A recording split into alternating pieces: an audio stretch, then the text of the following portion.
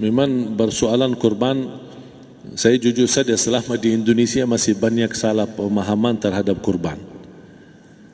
Dan saya pernah berkata, memang Islam kita di Indonesia Islam keturunan. Ya, jadi asal tahu saja. Ya, tapi dari segi belajaran, mohon maaf ya, kita terlalu jauh terhadap pemahaman. Yang saya maksud, kita melaksanakan sesuatu tapi kita sudah belajar, sudah tahu, bukan hanya asal saya dengar, saya lihat, saya bukan sebatas itu, tapi kita punya dasarnya. Dan ini kelemahan kita, di antaranya kurban. Saya pernah mendengar, bukan malah sering mendengar soal kurban dihitungkan beroran. Jadi keluarga suami istri sama 5 anak berarti jumlah 7, wajib sapi. Kalau kurang daripada itu, atau misal suami istri tidak mampu, boleh ini tahun kurban kambing atas nama suami, tahun depan atas nama istrinya. Ini hal keliru sebenarnya. Yang dihitungkan soal kurban beda sama akikah dan beda sama zakat fitrah. Zakat fitrah sama akikah terhitung beroran. Akikah laki-laki 2 kambing, perempuan 1. Kalau tidak mampu boleh.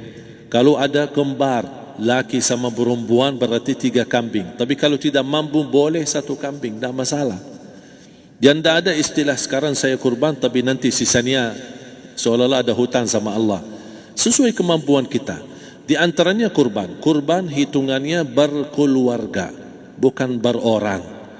Buktinya Rasulullah SAW dan juga cerita Nabi Ibrahim. Ketika Nabi Ibrahim mau sembelih Nabi Ismail, Allah turunkan apa? Mengganti sembelihan Nabi Ismail dengan ekor kambing dari surga. Berapa ekor kambing? 1. Padahal Nabi Ibrahim punya istri 2 dan anak. Ada istri Siti Hajar dan Sarah. Kemudian anaknya Ismail dan Ishak. Berarti semuanya berapa? 5. Kenapa Allah tidak turunkan 5 ekor kambing? Karena hitungannya memang 1 keluarga. Yang kedua, Rasul sendiri sembelih 2 kambing.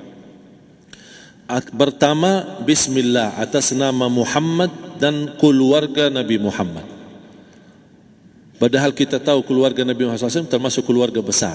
11 istri, belum lagi anaknya laki-laki sama perempuan.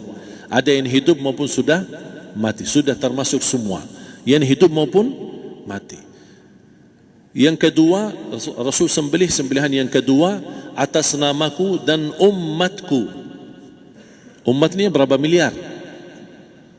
Cuma 1 ekor kambing. Kenapa Rasulullah SAW berkurban atas nama dirinya dan umatnya? Saya mengambil salah satu di sini tanda sayangnya Rasul kepada umatnya. Jadi saya selalu berkata, orang miskin yang tidak mampu berkurban seharusnya bangga di hari kurban, karena Rasul sudah kurbankan duluan atas nama dia. Jadi terima kasih ya Rasulullah, ingatkan kita. Yang kita tidak mampu, Rasul sudah. Bahkan kalau Rasul sudah kurban atas nama umatnya yang tidak mampu, berarti sudah terkabul. Kita aja belum tahu kabul atau tidak kalau kita berkurban. Tapi kalau Rasul sudah terjamin makbul. Oleh sebab itu, hitungan kurban itu adalah 1 keluarga. Misal, bapa punya istri, punya anak. Itu kalau mampu sapi silahkan. Mampu 1000 sapi silahkan. Kalau soal kemampuan tidak ada masalah. Tapi kalau soal kewajiban, tidak ada wajib lebih daripada 1 ekor kambing. 1 ekor kambing. Misal, kalau bapa punya istri 4. Misal. Cuman ini misal. Ya. Istrinya 4. Setiap istri anaknya 10. Berarti jumlah berapa? Anak 40, istri 4, berarti 44, sama bapa 45. Wajib 1 ekor kambing saja. Cukup untuk semua ini. Tapi kalau soal mampu, ya silahkan. Mau 1000 kambing boleh, mau 1000 sapi boleh. Tidak ada yang melarang kalau soal kemampuan. Dan kalau kita mau sembelih, Bismillah atas namaku dan keluarga. Tidak perlu bawa data-data nama keluarga. Jadi disebutkan tukang sembelihnya ada capek menunggu sambil sebutkan nama-nama. Tidak perlu. Udah Bismillah atas namaku dan keluarga. Termasuk kata atas namaku dan keluarga, termasuk orang tua yang sudah meninggal. Termasuk orang tua yang sudah, karena kita adalah hasil daripada orang tua. Itu sudah termasuk, tidak perlu kita sebutkan. Ada sebagian ulama membolehkan kalau kita mampu, mau khusus kambing atas nama orang tua, tidak masalah. Kalau kita mampu. Tapi kalau kita tidak mampu, itu sudah termasuk orang tua kita bersama keluarga besar kita. Ini salah satu kenikmatan, dan ini termasuk juga sedekah yang berguna bagi orang yang sudah meninggal di keluarga kita. Wallahu ta'ala alam. Dan juga masalah panitia, bisa kita mewakili. Kalau kita tidak mengerti sembelihannya dan tidak mengerti cara bagiannya. Tapi ada satu sunnah yang termasuk kehilangan sunnah ini, adalah banyak yang tidak mau makan dari hasil kurban. Padahal itu sunnah Rasul. Dari akikah boleh makan, dari kurban pun boleh makan. Bahkan sunnah SAW dibagi 3. Sepertiga pertama dihadiahkan. Maksudnya kata dihadiahkan kepada orang kaya. Misal tetangga saya tapi orang kaya, dia bukan miskin, tapi boleh saling hadiah. Karena inti daripada hadiah silaturrahim. Ada keluarga kita termasuk mampu, tapi saya kasih, ini alhamdulillah saya sembelih sapi. Barangkali dia tidak mampu, cuma sembelih kambing. Udah, kita dapat daging kambing, dia dapat daging sapi. Tapi dengan niat hadiah, bukan sedekah, karena dia bukan orang miskin yang menerima sedekah. Yang sepertiga yang kedua adalah sedekah. Sedekah itu termasuk orang miskin. Yang ketiga, kita makan sendiri. Bahkan Rasulullah SAW selepas Idul Adha, beda sama Idul Fitri. Sebelum Idul Fitri dia makan kurma, meyakinkan batalan puasa. Tapi kalau Idul Adha tidak makan dan minum sebelum salat, kenapa? Bukan berarti tidak boleh. Tapi Rasulullah SAW ingin pertama pembukaannya, buka sarapannya atau makan di pagi harinya selepas Idul Adha adalah dari hasil sembelihan kambing itu atau dari kurban. Jadi kita sebagian sedikit. Tapi kalau kita merasa alhamdulillah rezeki saya banyak di rumah, alhamdulillah banyak ada makanan, mau sedekahin semuanya, semua mau sedekahin, tidak masalah. Tapi yang saya maksud, kenapa tidak kita sekali-kali hidupkan sunnah Rasul? Jadi sebagian, walaupun ada sebagian sedikit lah, buat istilahnya sama sedikit porsi nasi atau apa, karena kita berhak sebagai kita kurbankan lillahi ta'ala, kita berhak menikmati kurban ini yang lillahi ta'ala supaya kita mendapatkan keberkahannya, bukan hanya orang lain. Terus yang kedua ada masalah pembayaran.